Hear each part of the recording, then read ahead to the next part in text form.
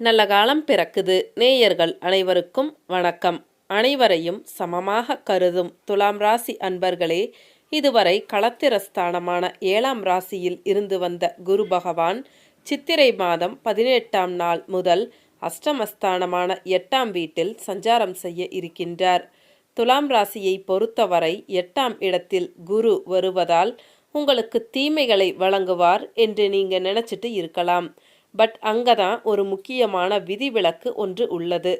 துலாம் ராசிக்கு குரு பகவான் மறைவு ஸ்தானமான 3 மற்றும் 6க்கு உடையவர். மறைவு ஸ்தான அதிபதி 8ஆம் இடமான இன்னொரு மறைவு ஸ்தானத்தில் சென்று மறையும் பொழுது மிகுந்த நன்மைகளை செய்வார் என்பது ஜோதிட விதி உள்ளது. ஸோ நிச்சயமா இந்த குரு பயிற்சி உங்களுக்கு எந்த விதத்திலும் கெடுதல்களை செய்யாதுங்க. சில விஷயங்களில் மட்டும் எச்சரிக்கையாக இருந்தால் போதுமானது. மாறாக திடீர் நன்மைகளை மட்டுமே தரும் என்பது உறுதி. ஸோ துலாம் ராசிக்காரர்களுக்கு தற்பொழுது நடைபெற இருக்கும் குரு பெயர்ச்சி மிகப்பெரிய மாற்றங்களையும் பொருளாதார முன்னேற்றங்களையும் தரும். அஷ்டமஸ்தானத்தில் இருக்கின்ற குரு தானின்ற ராசியில் இருந்து 5ஆம் பார்வையாக கன்னி ராசியான போகஸ்தானத்தையும் 7ஆம் பார்வையாக விருச்சக ராசியான குடும்பஸ்தானத்தையும் 9ஆம் பார்வையாக மகர ராசியான சுகஸ்தானத்தையும் பார்வையிட இருக்கின்றார்.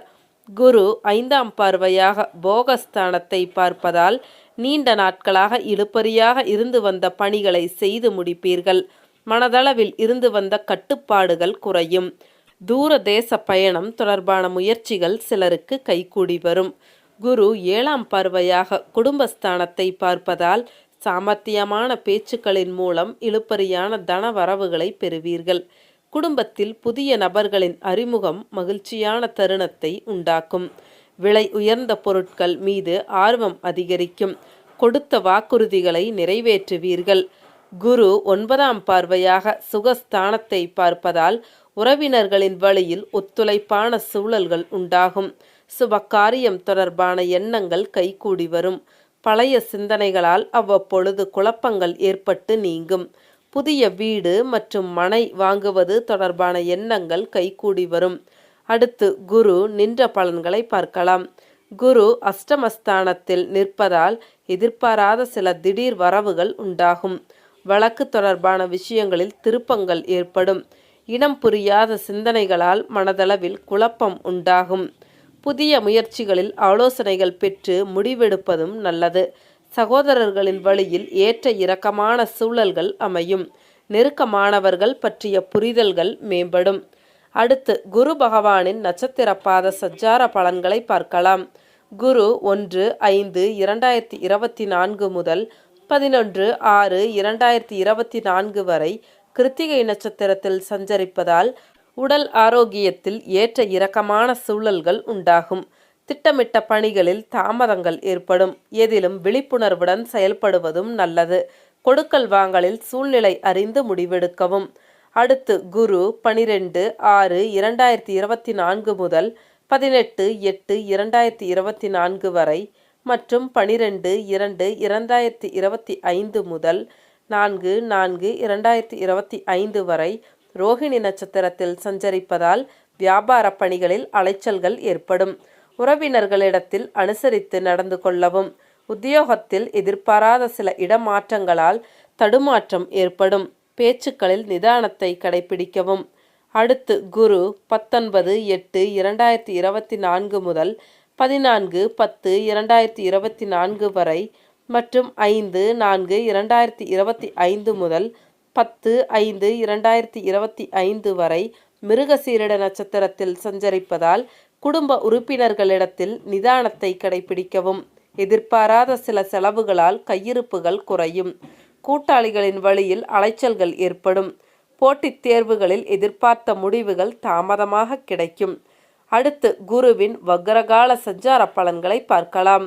குரு 15/10/2024 முதல் 11/2/2025 வரை வக்ர சஞ்சார நிலையில் இருக்கின்றார். இந்த காலகட்டத்தில் நெருக்கடியான சூழல்கள் படிப்படியாக குறையும். தடைப்பட்ட பணிகளை மேற்கொள்வதற்கு மற்றவர்களின் தனிப்பட்ட விஷயங்களில் தலையிடுவதை தவிர்க்கவும். மனதளவில் புதுவிதமான பக்குவமும் தெளிவும் ஏற்படும். குரு பெயர்ச்சியால் உண்டாகும் பொதுவான பலன்களை பார்க்கலாம். பெண்களுக்கு 2024 துலாம் ராசிக்கு குரு பெயர்ச்சி. பெண்களுக்கு தனவரவுகளில் இருந்து வந்த நெருக்கடிகள் குறையும். குடும்பத்தில் மகிழ்ச்சியான சூழல்கள் அமையும். உங்கள் கருத்துக்களுக்கு உண்டான மதிப்புகள் கிடைக்கும்.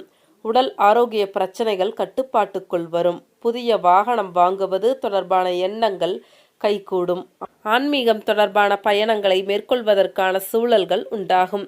மாணவர்களுக்கு கல்வியில் புதிய வாய்ப்புகள் கிடைக்கும். பாடங்களில் இருந்து வந்த குழப்பங்கள் விலகும். மறதி தொடர்பான பிரச்சனைகளுக்கு தீர்வுகள் ஏற்படும். தாய் வழியில் சரியான வழிகாட்டுதல்கள் மூலம் மாற்றம் உண்டாகும். கலை சார்ந்த கல்வியில் தனிப்பட்ட ஈர்ப்புகள் ஏற்படும். உத்தியோகஸ்தர்களுக்கு உத்தியோகத்தில் ஒருவிதமான ஆர்வமின்மை உண்டாகும். சில பணிகளில் மற்றவர்களை நம்பி இருக்காமல் நீங்களே முடிப்பதும் நல்லது. சில விஷயங்களில் அனுபவ அறிவை பயன்படுத்துவது மேன்மையை உண்டாக்கும். உடன் இருப்பவர்களின் ஒத்துழைப்பு குறைவாகவே கிடைக்கும். மற்றவர்களின் செயல்பாடுகளால் மனதில் ஒருவிதமான குழப்பமும் தடுமாற்றமும் ஏற்படும்.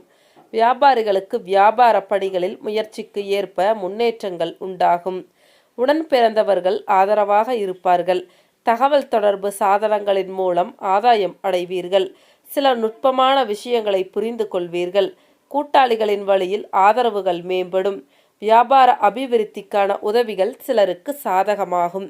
கலைஞர்களுக்கு கலை சார்ந்த துறைகளில் இருப்பவர்களுக்கு தனவரவுகளில் இருந்து வந்த தாமதங்கள் குறையும். பேச்சு வன்மையால் காரிய அனுகூலம் உண்டாகும். பயணங்களின் மூலம் எதிர்பார்ப்புகள் நிறைவேறும். வித்தியாசமான செயல்பாடுகளின் மூலம் பலரின் கவனத்தை ஈர்ப்பீர்கள். அரசியல்வாதிகளுக்கு திறமைகளை வெளிப்படுத்த வாய்ப்புகள் கிடைக்கும். போட்டிகளை சாமர்த்தியமாக வெற்றி கொள்வீர்கள். உடன் இருப்பவர்களின் எண்ணங்களை புரிந்து கொண்டு அதற்கு தகுந்த விதத்தில் சூழ்நிலைகளை உருவாக்கிக் கொள்வீர்கள். நண்பர்களின் வழியில் அனுகூலமான வாய்ப்புகள் ஏற்படும். இந்த குரு பெயர்ச்சியில் நடைபெற இருக்கும் முக்கிய நன்மைகள். இந்த குரு பெயர்ச்சியால் பேச்சுக்களின் மூலம் உறவினர்களின் ஒத்துழைப்பும் புதிய அனுபவ அறிவால் முன்னேறுவதற்கான வாய்ப்புகளையும் உருவாக்குவீர்கள். இந்த குரு பெயர்ச்சியில் எந்த விஷயத்தில் கவனமாக இருக்க வேண்டும் என்றால், நடைபெற இருக்கின்ற குரு பெயர்ச்சியில் உடன்பிறப்புகளிடம் விட்டு கொடுத்து செல்வதும் விவேகமான அணுகுமுறைகளை மேற்கொள்வதும் நல்ல மாற்றத்தை ஏற்படுத்தும்.